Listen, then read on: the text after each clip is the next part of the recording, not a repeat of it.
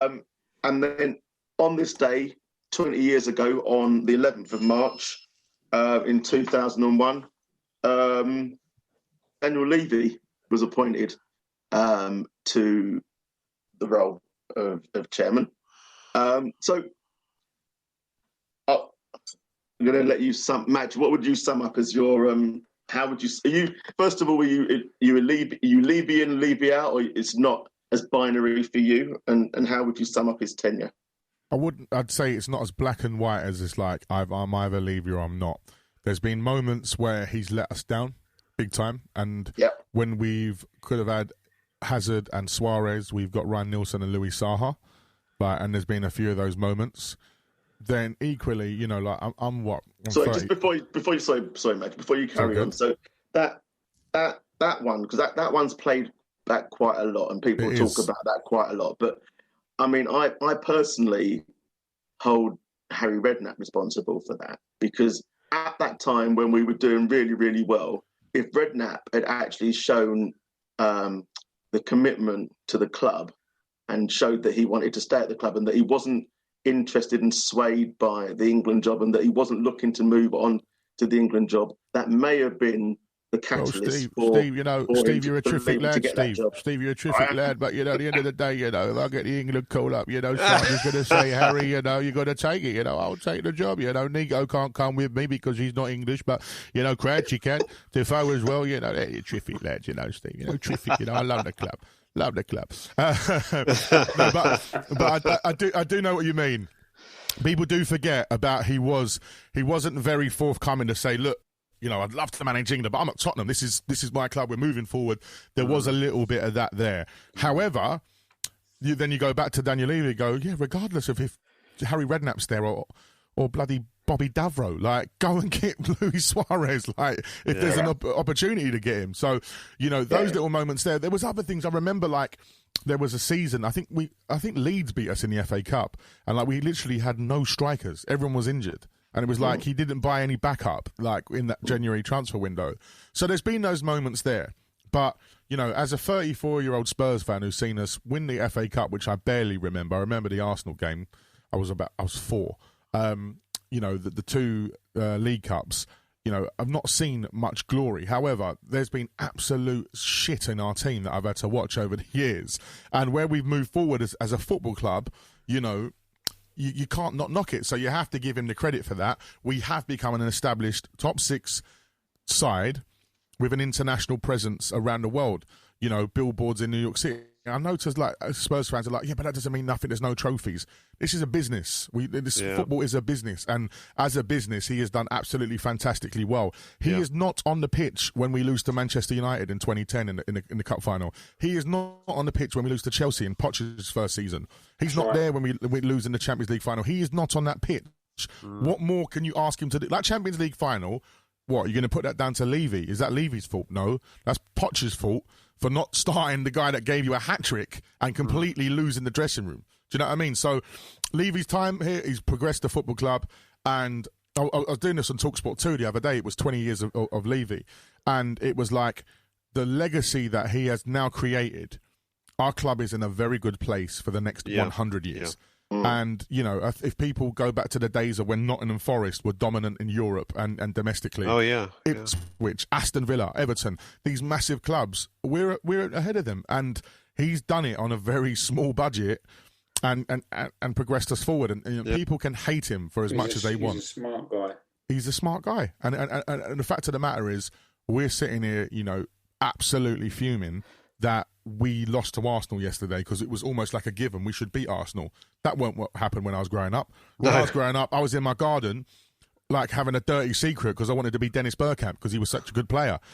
One day I'm doing that little Bergkamp moves. Well, apparently, no, he's not Spurs. He's Glenn Hoddle, he says. A lot of people loved Spurs because of Glenn Hoddle and Bergkamp says that. But so, I think we've progressed as a football club. No, you're right. Regardless you're right, of trophies. I mean, this is where you've got lots of kids that follow football players instead of following the club. So what happens if Harry Kane leaves? I'm still Spurs. Doesn't matter. We go again. If Harry goes on to a different club and wants to fulfil something he thinks he can't do at Tottenham, I'm still Tottenham. We just get on. It's the way, some of these kids that have got AVIs of players, they need to get a grip. I think just going back to what you're saying there, Madge, though, about Levy, is that people get really upset with him because what we've seen in the Premier League over the last 20 years is Abramovich coming in, Man City's money coming in. And had that not happened, then I think Levy would be in a different light with a lot of people because they expected him to invest like Abramovich did. Just come in, get Joe Lewis's yachts, sell his yachts, come in and, fill the dressing room with the best players in the world. Chelsea, and of course, he doesn't do that. Yeah, Chelsea have been lucky. So have Man City, haven't they? Yeah. Yeah. Right, okay.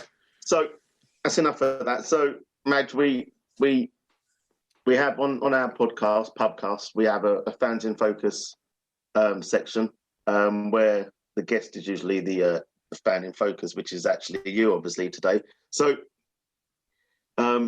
welcome. So we're going to obviously talk about your Spurs journey, what you do at the moment, and various other bits. So, why Spurs? How did you get into it? Born into the shirt, I'd say. I grew up in Enfield, and my dad's proper Tottenham. Home and away in those days. He was there when who did we beat in? Was it '84? Was it Anderlecht when with Tony Parks and the penalty? He was there. All those big games and those moments he was there. So I was born into that shirt. I even remember. I always say this as a little tidbit. It's like I was about 4 or 5, and I wanted to piss him off, and I was like, I'm an Arsenal fan. And he literally marched me outside the front door, little rucksack, and said, "You're no son of mine," and shut the door. It stays in my memory. Probably psychological abuse. Probably need to go therapy. But I'm glad he did that to me because I would not want to be a Gooner. Even though I probably would have had a great childhood and seen lots of victories, I'd never want to be on. So that was that. And then my own playing football myself. I played for Norseman, which is in Edmonton, which is obviously up the road, N9. And so we was always very close to Spurs. Going up there, my uncle had a season ticket, so I used to sit in the Paxton as a kid. And the thing with Spurs was, as much as there was a load of dog shit in our team at times, there were some great players. And growing up as a youngster, for me, Darren Anderton was my guy because I just loved the way he played football, the way he distributed the ball, his link-up play with Teddy. He was number 9, Anderton on the back of my shirt. I remember having that purple shirt from the 94-95 season when Jurgen joined us. And I just loved the way he played. And, fortunately for me, on our Same Old Spurs podcast, our first Legends episode I did with Darren, so that was a nice moment. And he actually played at my stag do. There was a thing called Play with a Legend. And so we played football with Darren Anderton, and he still got it. He's so sick. And, I just think, a lot of Spurs fans obviously called him sick note and remember him for the injuries. But when I got into it with him, it's quite a deep story. And you feel for him a little bit because he was such a talent. And he was so loyal to our club. We was robbed, weren't we? He was, yeah. We was robbed of a pure talent, and if he would have had another 200 games for us easy. He could have gone to United, but chose. Could have gone to United. Could have gone to Liverpool. There was, and he was when United wanted him. I remember that being in the paper. And I was about 8, and he just loved. He had one of the best seasons with us. He loved being at Spurs. He loved the fans. He loved the club. So that was good. So and then in terms of obviously. For those that don't know, I'm a DJ, producer, radio presenter on Kiss FM. And my first proper DJ gig was next to the Spurs ground in Rudolph's. So I was a resident in Rudolph's for 4 years. Oh, right. So, I've always had that connection with Tottenham. And then, it's just part of me. I've got two apart from my wife and my kids, 2 loves in life, and it's football and music. When I was a kid, I was a decent baller when I was playing for Norseman. Wimbledon scouted me early doors. Where'd you play? Centre midfield. Oh, right. Left peg. I've had to there you now. Go. Stace there you go, Stacey. There you go, left footed. Marriage made in heaven there, mate. Yeah. How old are you? 34. I was getting still time. Let's get you signed up with Jose. 39 goals from midfield this season because of free kicks. I was scoring corners when I was 10. 39 goals. Yeah. We listen. Gazza, who I do my Spurs podcast, not Paul Gascoigne, but Anthony King, but his name's Gazza. We all played together when we were kids. We went to the same school, St Ignatius in Enfield, and like, you know, we still reminisce of the old glory days of your under-15s and, you know, when it all meant something to you in the local area, do you know what I mean? So, yeah, I was quite renowned for my left peg because I used to score a lot of free kicks and corners and stuff. So, but yeah, Tottenham is just like, it's in my blood, family. And, and just like I mentioned to you guys before we started recording, like, I've had the privilege to play at White Hart Lane, which was amazing. And I remember literally within the first 5 minutes pinging this ball to like, where the away fans used to sit in the park, and it was just like, just amazing. It was just like one of the best days of my life. Don't tell my wife. Is there video footage of that game? Do you know what? I think there is video footage of our post-match comment, catch up with Paul Coit, and it's quite funny. It's a good one. But I'll have to put that on YouTube. So I'll have to get it up. It was a really good one. So that's the love of Spurs, and it's just been the hope in it. That it's the hope that kills you. All those near moments that we've had, but I wouldn't.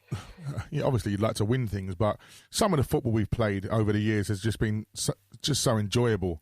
And I think that's what we've struggled with when we've had, you know, with Joe say that the more negative approach that a lot of fans have seen, because we have played good football. People would criticise and go, "Yeah, you talk about this Spurs style of football, but you won fuck all." But it's like, no, there'd always be someone over White Hart Lane that would get you off your seat. Yeah. And like, you know, whether it was David Ginola or Paul Gascoigne. Paul Gascoigne, you know. Yeah. And people always, and they need to put more respect on his name, Aaron Lennon, bruv. Aaron Lennon used to get me off my seat all the time. He did, actually, yeah. His end product was never the best, but literally, as soon as he picked up the ball, even that goal against AC Milan, it's like, Lennon's got it, let's go. Like, it was exciting. So, yeah, that's sort of my Spurs journey. And my son's now 4, and he's always going around the house, Spurs, Harry Kane, like, so... Yeah, it goes again. Nice. But so, at least he's got the best striker in the world in his team. Yes, indeed. For the moment, we won't dwell on that. So let's talk about your. You talk about your radio show. You say you Kiss FM twice a week. Yeah, Friday nights and Saturday nights.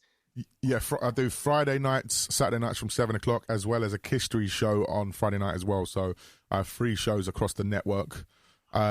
Which I've been doing. I've been on Kiss. First time I ever went on Kiss was 2008 with DJ EZ, who's also a fellow Spurs fan. Nice. Yeah, he's a fellow Spurs fan. And so I was emceeing for EZ at them times, because that's what I was doing first and foremost. I was an MC. And so, yeah, I used to go up Kiss with him, MC on his show, and then I ended up getting my own show, I think, 2012. And then, yeah, ever since then, I've been on there a bit of a mainstay. And, yeah, it's just... as well as the music production as well. I make records and do a lot of remix work, and just play all over the world. I live a very good life in terms of I do something I love, and I'm very privileged for that, but it's come with a lot of hard work. I was on pirate radio from when I was 15. Like, wow. Do you know what? It's interesting, because maybe we could have had the same path then, because when I was like, how old was I? I'd have been about 16. No, yeah, maybe 16. No, 18. Must have been 18. And I got an opportunity to go on pirate radio, me and a mate, and I was never very confident. So I went and I met the guy, and my mate couldn't make it because he was working. And he's like, "Right, okay, sweet. So you're gonna be on Saturday morning?" I was like, "Yeah, no worries. Great, sweet as be there." And a DJ name, all that sort of malarkey. And then I was like, I went home and I went, "Fuck, I'm going to be doing this on my own," because my mate couldn't make it. So I was like, right, I phoned him up. I was like, "No, I've changed my mind. I can't do it." He's like, "You what? Oh, shit. You what? You've been around my house. You know where I live. Like, I've had to fucking move all." I'm like, "Mate, chill out. I'm not going to go and tell people where you live." But like, so I had the opportunity. And what station was that? I can't remember, mate. This would have been, it was back in the early 90s. So I was 18, so that would have been, no. I was, it would have been about 1990, and I was southeast. I was in southeast London, so it would have been a southeast London radio station. But I can't remember the name of the station. It was just so long ago, and I just tried to get rid of it out of my head, because I felt like this guy was going to come for me even if I mentioned it anywhere, because he was like, "How the fuck have you turned up at my house? Right, you promised me this, you promised me that, and now you're not going to you're not going to appear." And he was absolutely fucking livid. He just wanted your sub money. He was pissed. That's what it was. He just wanted the subs. That's why he was angry. He's like, I've just lost fucking 40 quid a month here. Yeah, so yeah. I remember doing my first pirate show. I literally was in my school uniform.